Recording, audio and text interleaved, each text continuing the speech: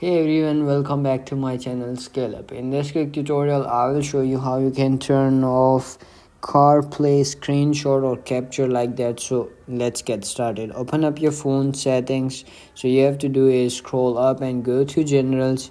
There you will find screen capture. Click on that and then you will see this option over here, CarPlay screenshot. So once you click on that toggle to turn this off, you will never get any screenshot from the car display screen. So that's it. That's how you can do it. If you found this video helpful, don't forget to like my video, subscribe my channel Scale Up, and also drop me a comment for more tips and tricks videos. Thanks for watching. See you in the next video. Have a nice day. Bye bye.